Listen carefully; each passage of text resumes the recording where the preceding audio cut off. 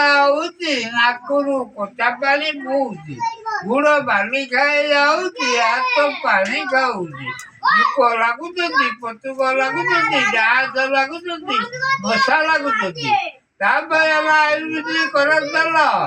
କାଚୁ ହଉଛି କୁଣ୍ଡିଆ ହଉଛି ଏଗିରିଆ ହଉଛି ଚର୍ମ ରୋଗ ହଉଛି ଦିଆ ରୋଗ ହଉଛି ମଞ୍ଚଳା ହଉଛି ଚମଲଳା ହଉଛି ଯାଦୁ ହଉଛି ଡାଗରା ହଉଛନ୍ତି ନେଖି ହଉଛନ୍ତି ରୁଚି ହଉଛନ୍ତି ଚୂଳ ଉପୁଡୁଛି ଚୂଳ ବଢୁନି ଚୂଳ କଳ ପଡୁଛି ତା ପାଇଁ ହେଲା ଆୟୁର୍ବେଦିକ ତେଲ ଗିରା ଗଣ୍ଠି ଧରୁଛି